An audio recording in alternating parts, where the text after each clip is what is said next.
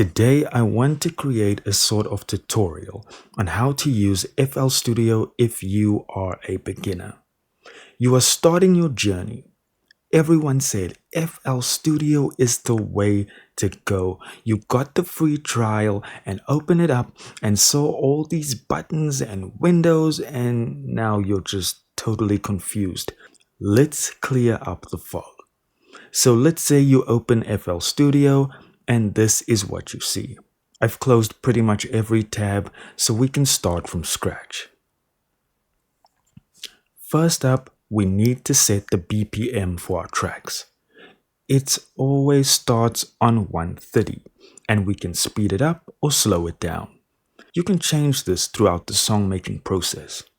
Next, we want to go to the channel rack, which is a step sequencer. You can see inside the channel rack we start with 4 drum samples: a kick, clap, hi-hat, and snare. If we click on these little pull-shaped icons, it will generate sounds accordingly. We can enlarge this channel rack to create more intricate patterns. It's a great way to make drum loops with perfect timing. Starting from the left of the rack, we have the on and off switches. If I right-click, I can solo that sound. We can pan sounds left and right, and lastly, we can adjust the volume. Now, these numbers on the side, we'll get back to them in a second. Now, we want to add some more sounds, so we need to open the sound library or browser. Here we have access to a lot of information, but for now, we want to add some drum sounds. So we can have a look in the packs folder, and let's take a kick sound. We can either drag and drop sounds into the rack, or we can right click and select open in new channel. If you click on a certain sample within the channel rack, we can delete the sound and a whole list of other options. The channel rack in itself is an incredibly lengthy topic, so the last thing I'll show you regarding the rack is that if we click on the graph editor, we now have options for each individual note in the step sequencer. We can edit pitch and velocity, pan left and right, and more. These will help you add some much needed realism to whatever drums you're programming. Click on the graph editor again, and that'll get rid of it. We now start to move towards the mixer and the piano roll. So we have drums, but we need more. There is a plus icon at the bottom of the channel rack. Click on it and it will bring up all your, most of your instruments or plugins. I think every version of FL comes with FL keys, so let's use it. Now you can right click on FL keys and click on piano roll. So now you can see all your keys on the left. If we click, it creates that exact note. If we right click, it deletes that note. Now notice how the piano roll has set everything up to the current key signature I'm in: 4 beats and 4 bars. We can use the magnet icon to snap to the main grid. We can opt for quarter steps, half steps, and so forth. If we click on the first icon, we can see even more ways to play with our notes. I definitely advise spending some of your free time in here. We can quantize notes that you maybe played out of time, arpeggiate notes, strum them, chop them. There's a lot of fun to be had here, but alas, we have more ground to cover. Now, at the bottom of the piano roll, we have a control panel. We can fine-tune our notes from here. Specifically, I like to edit the velocities. When playing a piano, each note is not played with the same intensity or velocity. It would sound unnatural. We can adjust these and it will adjust its corresponding note. However, let's say I had a chord here. Notice how it appears that the velocity is linked to the full chord instead of the individual note. If we double click on any of the notes in the chord, it will bring up an individual note property. I can then adjust the velocity from here and hit accept. So now we are back to the channel rack, and those numbers on the side I was telling you about are about to come into effect. Let's quickly number these as well. If we head over to the mixer, we can see the master and all the numbered inserts.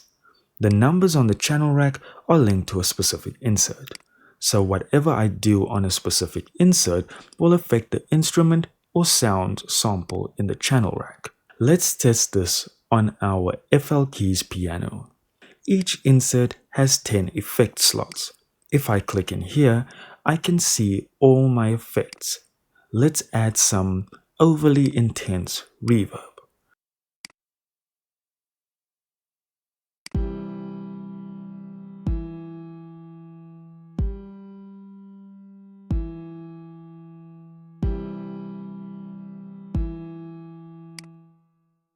So if the inserts are for individual channels, then the master affects every channel. So only put things on the master that you want to affect the song in its entirety. Now we want to keep things organized as well.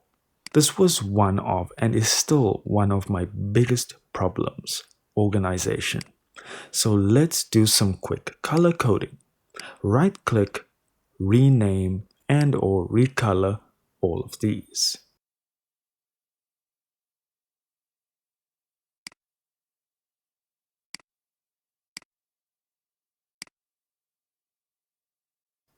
Let's double click next to our first sample so that it highlights all of our sound samples.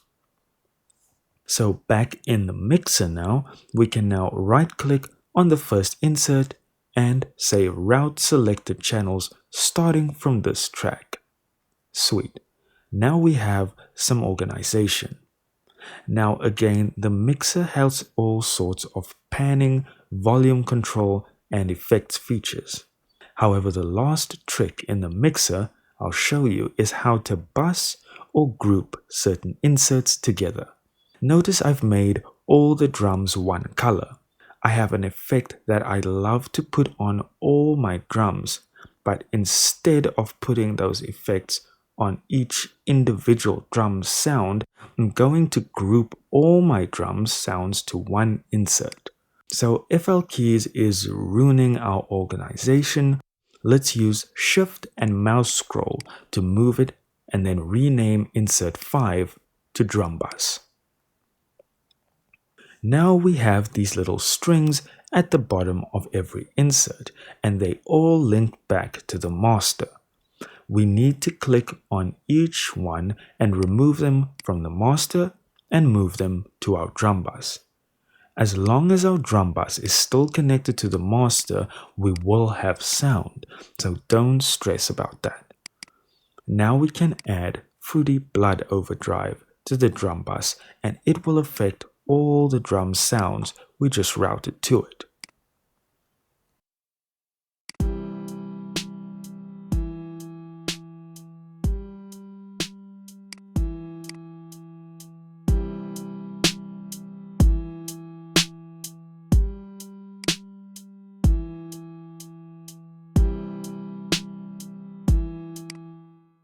So everything we do here then all comes together inside of the playlist.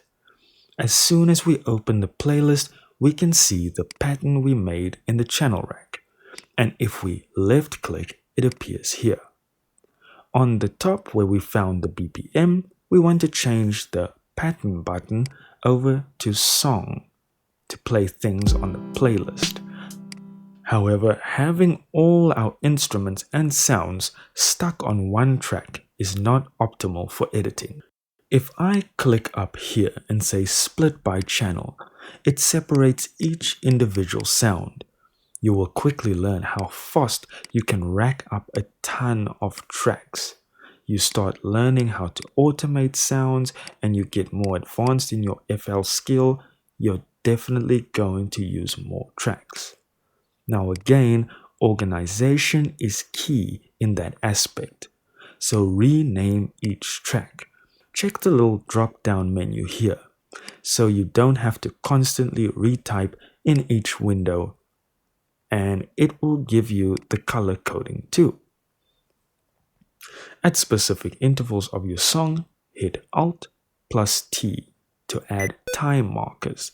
This way you know exactly where each part of the song starts or finishes. This can become very useful when recording vocals or recording a vocalist and you just want to record the chorus or just the first verse or certain parts of the first verse, certain phrases. Very useful feature. Lastly, make sure to save regularly.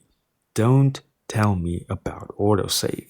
Every 20 minutes or less, go into File and hit Save. If your track is complete, hit Export.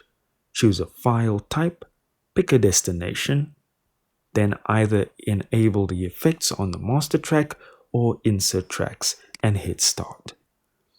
This is not even scratching the surface of what FL Studio is capable of. I can assure you of that fact. However, this will start you on the path of understanding what tools you have at your disposal and then how to use those tools. On your journey, try to absorb as much knowledge as you can from everyone around you. Share as much knowledge as you can as you begin to grow, because you will be surprised how someone less experienced than you may have certain pieces of knowledge that may help to expand your arsenal. Thanks so much for watching. I hope this video proves to be helpful. Keep crafting your music, give us a like and subscribe so we can keep crafting these videos, and have an amazing night.